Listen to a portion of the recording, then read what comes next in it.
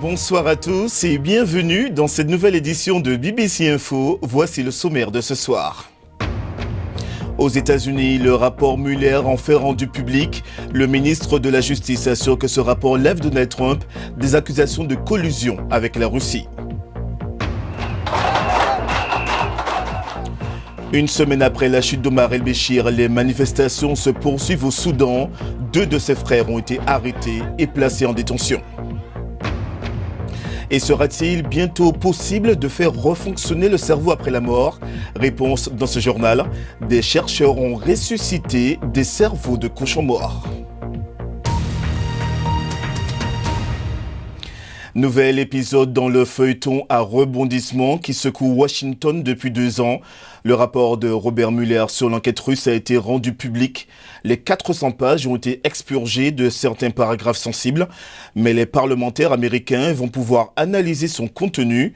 Le ministre de la Justice, William Barr, a déclaré tout à l'heure que le rapport lavait le président des soupçons qui pesaient sur lui. Des agents fédéraux et des procureurs scrutaient le comportement de Donald Trump avant et après son entrée en fonction, ainsi que le comportement de ses associés. Simultanément, il y avait de vives spéculations dans les médias sur la culpabilité du président. Mais comme il le disait depuis le début, il n'y a eu, en réalité, aucune collusion. Et comme le procureur spécial le reconnaît, des preuves montrent que le président était frustré et en colère, sincèrement convaincu que cette enquête portait atteinte à sa présidence. William Barr était le seul jusqu'ici qui avait pu examiner le rapport Mueller. L'interprétation du ministre de la Justice n'avait pas convaincu les démocrates qui poussaient depuis des semaines pour la publication intégrée du rapport. Rappel des faits avec Olivier Weber. En apparence, Donald Trump est on ne peut plus confiant sur le contenu du rapport. J'ai gagné, pas de collusion, pas d'obstruction, j'ai gagné. Je n'ai pas lu le rapport Mueller, je n'ai pas vu le rapport Mueller et franchement, je me moque du rapport Mueller. Cette désinvolture repose sur ce qui avait déjà été révélé du rapport le mois dernier. Que la Russie a certes tenté d'aider Donald Trump à remporter l'élection grâce aux réseaux sociaux et en piratant des emails, mais que rien ne permet de prouver que la campagne Trump a comploté avec la Russie. Sur la question de l'obstruction de justice, le procureur spécial Robert Mueller n'a pas conclu que le président avait commis un crime, mais il ne l'a pas non plus exonéré. Ces conclusions ne venaient pour l'instant que d'une seule source, un résumé de 4 pages du ministre de la Justice William Barr, nommé par Donald Trump. Certains remettent en cause son interprétation. Au lieu de laisser parler les faits, le ministre de la Justice a pris l'initiative inédite d'interpréter les 2 années d'enquête Mueller. Notre inquiétude est que William Barr refuse de laisser parler les faits et tente d'imposer une version qui arrange la Maison-Blanche. Donald Trump a peut-être le sentiment que le spectre de l'enquête Mueller s'est éloigné, mais la version complète du rapport, même expurgée, pourrait contenir des détails compromettants sur la conduite du président, même s'ils ne suffisent pas à le poursuivre en justice. 400 pages, 500 témoins, 1 an et demi d'enquête. Voici les grandes dates de cette saga politico-judiciaire américaine. En juillet 2016, le FBI ouvrait une enquête sur une collusion présumée entre la campagne de Donald Trump et la Russie avant qu'il n'entre à la Maison-Blanche. En mai 2017, le département de la justice nommait un procureur spécial, Robert Mueller, ancien directeur du FBI, pour mener l'enquête. Plusieurs associés de Donald Trump ont été inculpés au cours de l'enquête. Son ex-directeur de campagne, Paul Manafort, a été condamné à une peine de prison pour fraude financière, liée notamment à ses rapports avec l'Ukraine. L'ancien avocat de Donald Trump, Michael Cohen, a été condamné pour violation de la loi de financement des campagnes politiques et son ex-conseiller pour la sécurité, Michael Flynn, a admis avoir menti au FBI. La fille du président Trump, Ivanka, est loin de tout cela. Elle a achevé son séjour en Afrique après avoir annoncé hier en Côte d'Ivoire une aide de 2 millions de dollars. Un fonds destiné aux femmes qui travaillent dans le secteur du cacao. Comme vous le voyez sur ces images, Ivanka Trump a pris part au premier sommet régional de l'initiative de financement en faveur des femmes entrepreneurs. C'était à Abidjan. Son initiative, mise en place en février 2019, vise à aider à l'autonomisation économique de 50 millions de femmes dans le monde d'ici 2025. C'est plus qu'une question féminine, mais il en va de la croissance et de la prospérité des nations. C'est un problème humain.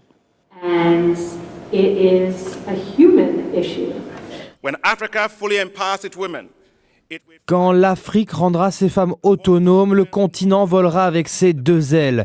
La voix des femmes ne sera plus laissée pour compte. Quand les femmes gagnent, l'Afrique gagne. À la une également, le conseil militaire soudanais qui tente par tous les moyens de calmer la rue. 2 des 5 frères de l'ancien président Omar el-Béchir ont été arrêtés dans le cadre d'une campagne lancée contre les principales personnalités de l'ancien régime et les individus soupçonnés de corruption. Et pourtant, la situation est toujours instable. Les manifestants présents devant le QG de l'armée réclament à l'unisson la mise en place d'un gouvernement civil. Lamine Noureddine Konkobo.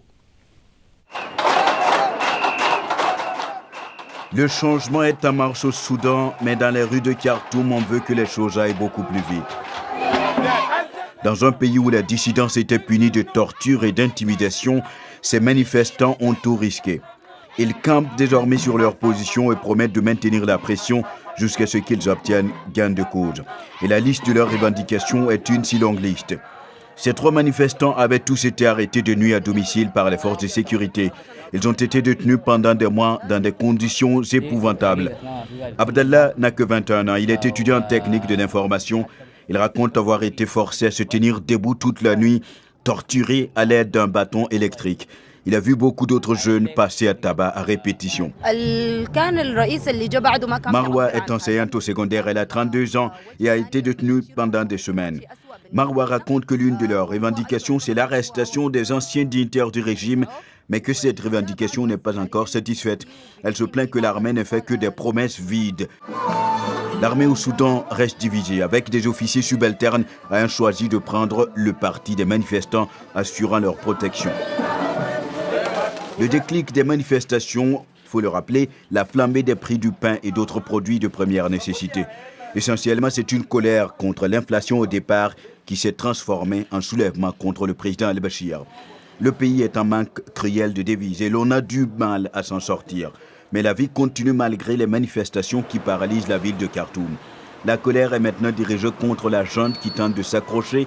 La tension dans les rues engendre des embouteillages et plus les manifestations se poursuivent, plus les citoyens ordinaires perdent patience. À l'espace d'une semaine, le Soudan a vécu un coup d'État, un changement de direction, toute une série de limogeages et de remaniements. Mais les milliers de manifestants campent toujours dans les rues de Khartoum. Ils sont méfiants des généraux qui ont repris les rênes du pays. Pour les révolutionnaires, le changement réel interviendra seulement quand les militaires auront rendu le pouvoir aux civils. Le reste de l'actualité en bref et en images. Le gouvernement de Tripoli a émis un mandat d'arrêt contre le maréchal Haftar, dont les troupes attaquent la capitale depuis 2 semaines. Les combats ont fait plus de 200 morts selon l'OMS. L'émissaire de l'ONU en Libye, Ghassan Salamé, a estimé que l'assaut lancé par le maréchal Haftar contre Tripoli avait abouti à une impasse et a mis en garde contre un embrasement généralisé. Nouveau bilan du naufrage survenu lundi sur le lac Kivu en RDC. 13 morts, 114 disparus. Le président Félix Tshisekedi a décrété un deuil national. De son côté, le secrétaire général de l'ONU a exprimé sa solidarité, ainsi que l'ancien président de la RDC, Joseph Kabila. Les opérations de recherche des survivants se poursuivent. Et puis le Zimbabwe a célébré ses 39 ans d'indépendance avec une cérémonie marquée par de fortes pluies dans la capitale Harare. Le président Emmerson Mnangagwa a lancé un appel pour la paix et pour l'unité du pays. Il a aussi annoncé son intention de créer près de 800 000 emplois en 2 ans. Toute autre chose à présent, cela peut vous faire sourire ou vous choquer. Et il ne s'agit pas des films de science-fiction. Des cerveaux de cochons décapités ont été réanimés plus de 4 heures après leur mort. Les chercheurs ont publié les résultats de leur étude dans la revue Nature. Une grande avancée pour la connaissance sur le cerveau, mais des questions vertigineuses en termes éthiques. Claire René Mendy. Le cerveau est l'organe le plus complexe du corps. On a toujours pensé que la détérioration des neurones se produisait quelques minutes après l'arrêt du flux sanguin et de façon irréversible. Publiée mercredi dans la revue Nature, une étude remarquable conteste ce point de vue. Les chercheurs de l'école de médecine de Yale ont utilisé 32 cerveaux prélevés sur des porcs morts depuis 4 heures. Grâce à un système de pompe baptisé BrainX, ils les ont irrigués durant 6 heures avec une solution spéciale à une température équivalente à celle du corps, 37 degrés. Les résultats ont été frappants des heures après la mort. Diminution de la destruction des cellules cérébrales, préservation des fonctions circulatoires. Le cerveau a donc commencé à utiliser de l'énergie et de l'oxygène et la circulation sanguine a été rétablie. Cette vidéo montre des vaisseaux sanguins d'organes partiellement réanimés, sans toutefois d'activité cérébrale qui serait le signe de phénomènes de conscience ou de perception. Cela indique que les neurones individuels sont viables, mais qu'ils ne sont pas capables de former une activité globale organisée. Ce ne sont pas des cerveaux vivants, mais des cerveaux dont les cellules sont actives. Pendant le test, l'électroencéphalogramme n'enregistrait aucune activité électrique des cerveaux. Les cerveaux n'étaient donc pas vivants. Les chercheurs n'ont pas eu à anesthésier ni à refroidir les organes. Un point éthique crucial. Il semble que cette technologie, même si elle pouvait ramener des cellules individuelles à la vie, elle ne peut pas ramener la personne à la vie. Il ne peut pas faire fonctionner le cerveau dans son ensemble. Ce qui est important d'un point de vue éthique au sujet de la mort cérébrale, c'est que la personne n'est plus. Sa personnalité, ses pensées, ses souvenirs ont disparu à jamais. Alors, à quoi cette recherche pourrait-elle mener ? Elle permet d'abord aux scientifiques d'étudier le cerveau endommagé par des maladies comme Alzheimer ou un AVC. À long terme, cela pourrait leur permettre de ranimer des parties d'un cerveau endommagé. Mais elle ne signifie pas qu'une personne en état de mort cérébrale peut être ramenée à la vie. L'idée d'un cerveau maintenu en activité et en toute conscience hors du corps tient encore de la science-fiction.